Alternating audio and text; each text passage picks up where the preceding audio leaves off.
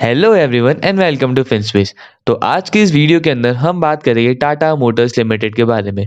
और जैसा कि अपन ये देख सकते हैं कि इन दिनों इन्वेस्टर्स टाटा मोटर्स के लिए काफ़ी ज़्यादा ऑप्टिमिस्टिक है और सबकी ये प्रिडिक्शन है कि इलेक्ट्रिकल व्हीकल्स के कारण कंपनी काफ़ी अच्छा कैपिटल गेन दे सकती है in the future. But there is little problem in the fundamentals of the company. And to know that problem, you have to watch this full video.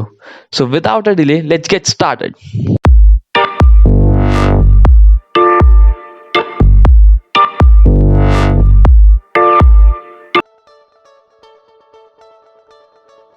So Tata Motors Group is a $35 billion organization. ये एक leading global automobile manufacturing company है जिसका portfolio काफ़ी diversified है और काफ़ी extensive range of cars like SUV, trucks, buses and defence vehicles से enriched है। कंपनी के operation India, UK, south Korea, south Africa, China, Brazil and Australia जैसे रीजन्स के अंदर अपने सब्सिडरीज के थ्रू स्टैब्लिश्ड है। बात करें अगर अपन ऑटोमोबाइल इंडस्ट्री की इंडिया के अंदर, देन इन मार्च 2019 इंडिया ने जर्मनी को पीछे छोड़ा था for becoming the fourth largest auto market in all over the world. 2019 के अंदर इंडिया ने 3.99 मिलियन यूनिट सेल करी थी of passenger and commercial vehicle category की। और 2021 तक ये एक्सपेक्टेड है कि इंडिया जापान को भी पीछे छोड़ जाएगा और बन जाएगा third largest auto market across the globe. Financial year 20 के अंदर अराउंड 4.7 मिलियन व्हीकल्स एक्सपोर्ट हुए फ्रॉम इंडिया और फाइनेंशियल ईयर 16 से फाइनेंशियल ईयर 20 के बीच में ये एक्सपोर्ट की ग्रोथ हुई है with a CAGR of 6.94%। India के जो ऑटोमोबाइल सेक्टर है वो काफ़ी पेस के साथ ग्रो कर रहा है। अप्रैल 2000 से जून 2020 के बीच में इंडिया की ऑटोमोबाइल सेक्टर में कुल $24.5 बिलियन का FDI इनफ्लो हुआ है। इंडियन गवर्नमेंट ये एक्सपेक्ट कर रही है कि इंडियन ऑटोमोबाइल सेक्टर के अंदर $8 to 10 बिलियन का और फॉरेन इन्वेस्टमेंट्स आएगा बाय 2023। और जैसे जैसे इंडिया में पर कैपिटा इनकम इंक्रीज होगी वैसे वैसे कार्स की डिमांड भी इंक्रीज होगी and which will be very beneficial for the automobile industry in India. बात करें अगर अपन टाटा मोटर्स की सब्सिडरीज की, देन सारी डायरेक्ट और इनडायरेक्ट सब्सिडरीज को मिलाकर टाटा मोटर्स की कुल 103 सब्सिडरीज होती है and 10 associate companies, 3 joint ventures, 2 joint operations which is spread across the India and abroad. Jaguar Land Rover Automobile PLC is one of the key subsidiary of Tata Motors. ये दो prestigious British car brands है जिसको टाटा ने Ford से acquire करा था इन year 2008 और इन दोनों कंपनीज को which is Jaguar and Land Rover, इन दोनों कंपनीज को टाटा ने एक सिंगल कंपनी के अंदर मर्ज करा था इन ईयर 2013।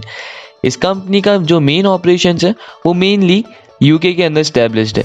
द अदर की subsidiaries of the Tata Motors limited are Tata Motors European technical centre PLC, Tata Motors insurance broking and advisory services limited, TMF holdings limited, TML distribution company limited, Tata technologies limited. बात करें अगर अपन company के board of directors and management की, then mister N Chandrasekaran is the chairman and the non executive director of the Tata Motors limited. Mister Natarajan is the chairman of the board of Tata sons.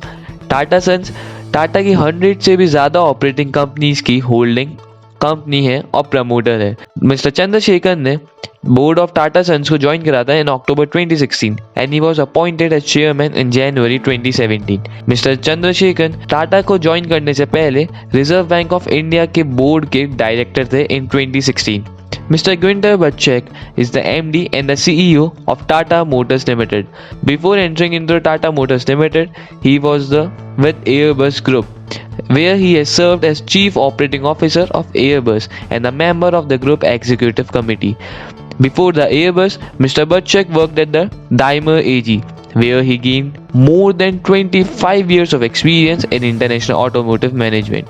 Mr. Rolf Speth is the CEO of Jaguar Land Rover. Mr. PB Balaji is the CFO of the group.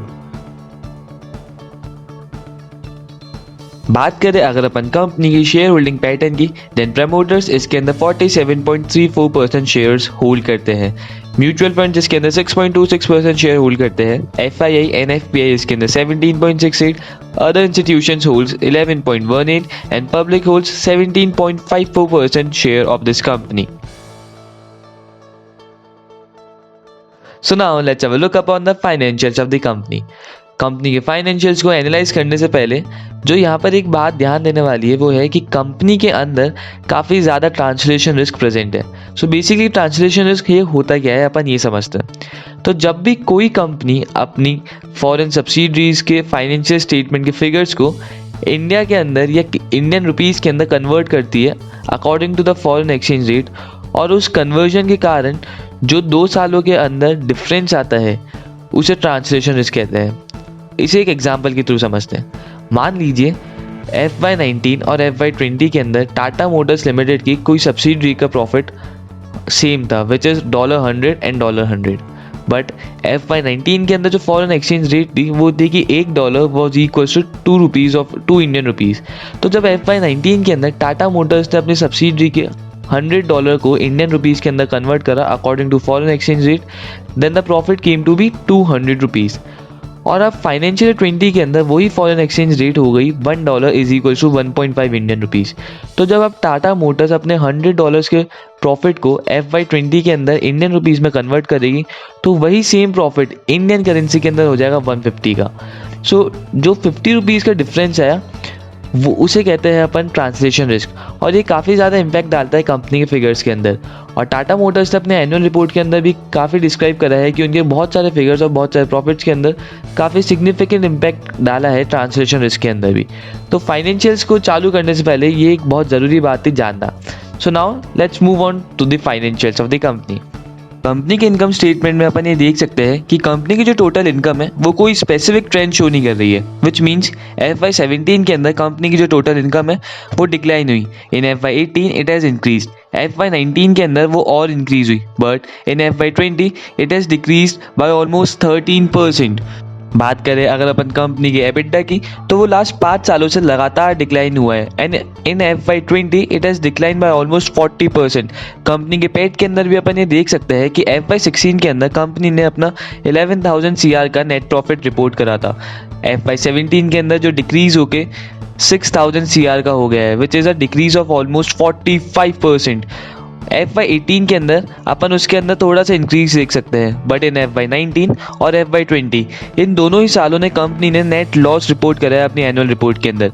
इस financial statement से अपन ये पता लगा सकते हैं कि company काफ़ी unprofitable वे के अंदर ऑपरेट कर रही है पिछले 2 सालों से, और लास्ट 5 सालों से कंपनी की प्रॉफिटेबिलिटी लगातार डिक्रीज हुई है।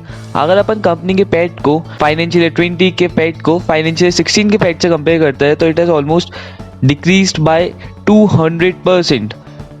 इसमें अपन ये भी देख सकते हैं कि कंपनी की जो फाइनेंस कॉस्ट है वो लगातार FY17 से इंक्रीज हुई है, and also in FY20 it has increase by almost 25%, which means that company is highly leveraged। बात करें अगर अपन कंपनी के रेवेन्यू ब्रेकडाउन की, सो FY19-20 के अंदर कंपनी के टोटल रेवेन्यू का जो 18% कंट्रीब्यूशन है वो आया था इंडिया से। कंपनी ने 11.4% जनरेट करा था अपना revenue from China, 16.3% from UK, 19.9% from USA, 16.6% from the Europe and 17.8% from rest of the world. Company ने पैसेंजर व्हीकल से अपने 21% का रेवेन्यू जनरेट करा है, यूटिलिटी व्हीकल से 42.8%, लाइट कमर्शियल व्हीकल से 22.6% and medium and heavy commercial vehicle से 13.6% revenue. FY19-20 के अंदर कंपनी का जो चाइना के अंदर जॉइंट वेंचर है उससे कंपनी को 1016 CR का लॉस हुआ है as compared to the profit of 101 CR in FY18-19। इससे एक बात काफ़ी एविडेंट है कि कंपनी को इस पैंडेमिक के कारण काफ़ी ज़्यादा इफेक्ट हुआ है। ऑल्सो FY19-20 के अंदर कंपनी ने कुछ प्रोविजंस भी बनाए हैं काफ़ी सिग्निफिकेंट अमाउंट के फॉर ऑनरेस कॉन्ट्रैक्ट। सो पहले ये समझते हैं कि ये ऑनरेस कॉन्ट्रैक्ट होते क्या है। सो बेसिकली ऐसे कॉन्ट्रैक्ट जिसके बारे में कंपनी काफ़ी श्योर होती है कि इन कॉन्ट्रैक्ट्स में कंपनी की जितनी कॉस्ट लगेगी उससे कम ही कंपनी को बेनिफिट होगा, यानी कि नेट कंपनी को लॉस होने वाला है। But since company in contracts को ऑलरेडी साइन कर चुकी होती है इसलिए कंपनी बैक ऑफ नहीं कर सकती उन कॉन्ट्रैक्ट से। सो FY19-20 के अंदर टाटा मोटर्स ने ऑलमोस्ट 2500 CR के प्रोविजन बनाए हैं फॉर ऑनरेस कॉन्ट्रैक्ट। ये बेसिकली ये जो कॉन्ट्रैक्ट है वो जैगुआर लैंड रोवर बिजनेस से रिलेटेड है और उस कॉन्ट्रैक्ट की टोटल वैल्यू है 27,838 CR। ऑल्सो FY19-20 के अंदर कंपनी ने कुछ इम्पेयरमेंट चार्ज भी चार्ज करे हैं अपने P&L के अंदर। सो बेसिकली इम्पेयरमेंट चार्ज वो चार्जेस होते हैं जो कोई कंपनी अपने गुडविल को डिक्रीज करने के लिए या डीवैल्यू करने के लिए इनकर करती है, जिसका ये मतलब है कि FY19-20 के अंदर टाटा मोटर्स की जो गुडविल है वो भी कम हुई है। सो बेसिकली ये कुछ प्रोमिनेंट रीजंस है जिसके कारण अपन ये नेट लॉस देख सकते हैं कंपनी की FY19-20 की रिपोर्ट के अंदर। सो now let's have a look upon the balance sheet of the company. इसके अंदर अपन ये देख सकते हैं कि कंपनी की जो लीज लायबिलिटी है उसके अंदर काफ़ी सिग्निफिकेंट इंक्रीज आया है in FY20। So basically Tata Motors Limited ने इंडेज 116 अडॉप्ट करा है with the modified retrospective approach with effect from April 2019। So basically इंडेज 116 ये स्टेट करता है कि कोई भी कंपनी जो लीज पे असेट्स लेती है उसे उन असेट्स को अपनी बैलेंस शीट के अंदर रिकॉर्ड करना पड़ेगा as a right of use assets, और उन असेट्स के अगेंस्ट जो कंपनी लीजेस पे करती है उन लीजेस को कंपनी को अपने बैलेंस शीट के अंदर रिकॉर्ड करना पड़ेगा as a lease liability. Tata Motors Limited ने इंडेज 116 के चलते फाइनेंशियल 1920 के अंदर कुल 5,584 CR की असेट रिकॉग्नाइज करी है अपनी बैलेंस शीट के अंदर। इसमें अपन ये भी देख सकते हैं कि कंपनी की जो बोरोइंग्स है वो भी कंसिस्टेंटली काफ़ी ज़्यादा इंक्रीज हो रही है। सो बेसिकली FY19-20 के अंदर टाटा मोटर्स ने ऑलमोस्ट 1500 CR का अनसिक्योर्ड टर्म लोन रेज करा था from the bank for financing their capital requirement and general corporate purpose. Also company की जो शॉर्ट टर्म वर्किंग कैपिटल है वो भी कंपनी बैंक ओवरड्राफ्ट और मीडियम टर्म और लॉन्ग टर्म बोरोइंग के थ्रू फाइनेंस करती है। कंपनी अपने लॉन्ग टर्म बोरोइंग्स के लिए कमर्शियल पेपर्स और convertible and non convertible debentures का यूज़ करती है। बेसिकली यहाँ पर मेजर कंसर्न की बात यह है कि कंपनी अपनी वर्किंग कैपिटल रिक्वायरमेंट्स और इवन उनकी जो शॉर्ट टर्म रिक्वायरमेंट है वो भी खुद फाइनेंस नहीं कर पा रही है अपने कैश से, which shows the unhealthiness of the financial statements of the company. Company ने FY19-20 के अंदर ऑलमोस्ट 31,200 CR का कैपिटल एक्सपेंडिचर करा था as compared to 36,600 CR in FY18-19, और कंपनी अभी ये प्लान कर रही है कि वो अराउंड 24,900 CR और इन्वेस्ट करेगी अपने कैपिटल एक्सपेंडिचर के अंदर in financial year 2021 to develop more new products and technologies. Also, company की जो weighted average interest rate थी on their long term debt वो 5.9% थी in FY19-20 as compared to 6.9% in FY18-19. Also company के जो aged trade receivables है उनके अंदर भी इंक्रीज आए हैं। बेसिकली ऐसे रिसीवेबल्स जिन्होंने लास्ट 6 महीने से अपने किसी भी ड्यू का पेमेंट नहीं करा है उसके अंदर कंपनी के FY19-20 में ऑलमोस्ट 15% का इंक्रीज आया है, और FY19-20 के अंदर वो 1744 CR के हो गए हैं as compared to 1516 CR in FY18-19। So now let's have a look upon the cash flow statement of the company.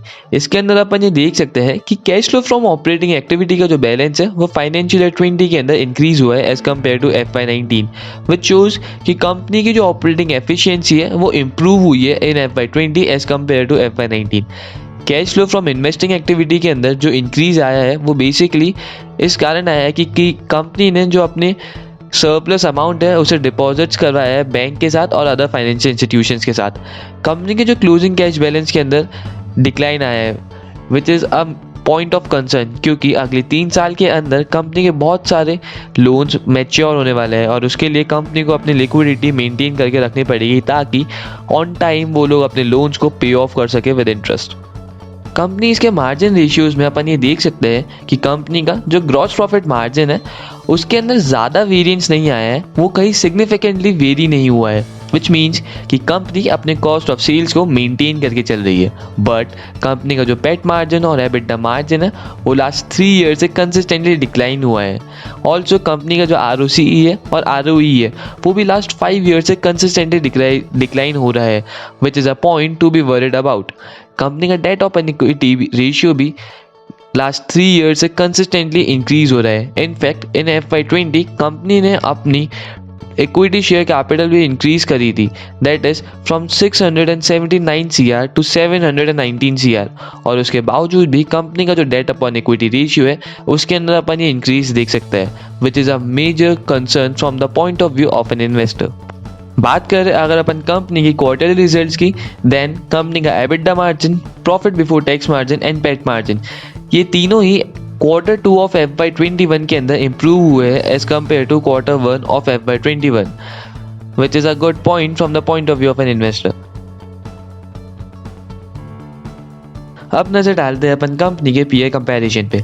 इस इंडस्ट्री की जो मार्केट लीडर है वो है Eicher Motors with the market cap of 66,947 CR, और टाटा मोटर्स इस industry की market runner up है with the market cap of 56,111 CR। Company का जो P/BV रेशियो है वो भी अपने पीयर से थोड़ा कम है, which is a good point, and companies ROE एंड ROCE तो लोएस्ट है among its peers, which is a major concern from the point of view of an investor. क्योंकि अपन अगर देखें तो बाकी सारे पीयर्स का और बाकी सारी कंपनीज के इस इंडस्ट्री के अंदर जो ROE है और ROCE है वो पॉजिटिव है, और टाटा मोटर्स का on the other and ROE is of -19.13 and ROCE is of -0.25. So it shows an unhealthy position of the company amongst its peers. So now let's quickly move on to the SWOT analysis of the company, and let's begin this segment from the strengths of the company. So Tata Motors की जो की subsidiary है which is JLR, वो continuously अपने cars की quality पे work कर रही है और उन्हें और एफिशिएंट बनाने की कोशिश कर रही है। टाटा मोटर्स ने रिसेंटली अपने JLR सेगमेंट से hybrid electrical vehicles luxury cars launch करी है, और उन्होंने उसके अंदर road noise cancellation, cabin air filtration system जैसी एनहेंस टेक्नोलॉजी भी यूज़ करी है। टाटा मोटर्स की जो रिटेल सेल्स है ऑफ पैसेंजर व्हीकल्स इस बार वो हायर थी देन होलसेल सेल्स बाय 13%, और इसके कारण कंपनी की जो इन्वेंट्री होल्डिंग की रिक्वायरमेंट है उसमें काफ़ी सिग्निफिकेंट डिक्लाइन आया है which is around 13,000 units. Now let's have a look upon the weaknesses of the company. So Tata Motors के जो लोन्स है वो अगले 3 साल के अंदर मैच्योर होने वाले हैं, और उसके कारण कंपनी को अपनी लिक्विडिटी मेंटेन करके चलनी पड़ेगी। कंपनी की पैसेंजर व्हीकल की सेल्स फाइनेंशियल 20 के अंदर 37.3% से डिक्रीज हुई थी, और कंपनी की कमर्शियल व्हीकल की डोमेस्टिक सेल्स FY20 के अंदर 33.4% कम थी as compared to FY19। Company अपने मेजरली सारे ऑपरेशंस डेट के थ्रू फाइनेंस कर रही है, which means that company is not able to maintain sufficient liquidity to finance its operations. Now let's have a look upon the opportunities of the company. तो जैसे कि अपन ने पहले वीडियो में डिस्कस करा कि इंडिया की जो ऑटोमोबाइल इंडस्ट्री है वो काफ़ी अच्छे पेस के साथ ग्रो हो रही है, क्योंकि अब इंडियन गवर्नमेंट का भी मेजर फोकस है कंट्री के इंफ्रास्ट्रक्चर को सुधारना। तो ये एक बहुत बड़ी अपॉर्चुनिटी हो सकती है कंपनी के लिए। ऑल्सो टाटा मोटर्स के जो इलेक्ट्रिकल व्हीकल्स है उन्हें काफ़ी अच्छा रिस्पॉन्स मिल रहा है कस्टमर से, और टाटा मोटर्स अपने कॉम्पिटिटर से भी काफ़ी ज़्यादा आगे है as an R&D of electrical vehicles. 2020 के बजट में भी गवर्नमेंट ऑफ इंडिया ने अनाउंस करा है एक additional income tax reduction of 1.5 lakhs for the loans taken to purchase electrical vehicles. Also government और भी बहुत सारे मेजर्स ले रही है to encourage the use of electric vehicles, which can also be a major opportunity for the company. Now let's have a quick view on the threats of the company. So कोविड-19 की जो situation है वो अभी तक सही नहीं हुई है। इनफैक्ट UK के अंदर अब एक नया वेरिएंट पाया गया है कोविड का। सो जब तक कोविड रहेगा तब तक ऑटोमोबाइल इंडस्ट्री की जो ग्रोथ है उसमें भी इतनी तेज़ी नहीं आ पाएगी। तो ये एक बहुत बड़ा थ्रेट रहेगा कंपनी के लिए, क्योंकि अगले 3 साल के अंदर कंपनी के काफ़ी सारे डेट भी मैच्योर होने वाले हैं। तो कंपनी इस कोविड-19 के चलते अपनी लिक्विडिटी जहाँ तक है मेंटेन नहीं कर पाएगी। अभी सारी कंट्रीज़ में इकोनॉमिक रिकवरी चल रही है, और इसके चलते जो लग्जरी कार्स की डिमांड है वो काफ़ी कम रहेगी, which can also be a major threat for the company. तो after all these analysis we can conclude कि कंपनी की जो फाइनेंशियल्स है वो काफ़ी ज़्यादा वीक है। कंपनी ने लास्ट 2 ईयर्स के अंदर नेट लॉस रिपोर्ट करा है। हालांकि कंपनी के जो क्वार्टरली रिजल्ट्स है उसके अंदर इम्प्रूवमेंट आया है, but those results are not good enough. Company की सब्सिडीज भी अच्छा परफॉर्म नहीं कर पा रही है। वी थिंक कि इस कंपनी पे मैक्सिमम लोग इलेक्ट्रिक व्हीकल्स के कारण ही बैट कर रहे हैं, और ये काफ़ी बड़ी अपॉर्चुनिटी भी है वैसे देखा जाए इंडियन ऑटोमोबाइल इंडस्ट्री के अंदर भी। बट वी विल सजेस्ट कि आपको इस कंपनी की अपॉर्चुनिटीज़, रिस्क, थ्रेट्स ये सब कंसीडर करने के बाद ही अपना इन्वेस्टमेंट डिसीजन लेना चाहिए। That's all from our side. Thank you for watching the video. अगर आपको ये वीडियो पसंद आई then please press the like button. इस वीडियो को ज़्यादा से ज़्यादा शेयर करें, and also don't forget to subscribe our channel. Thank you.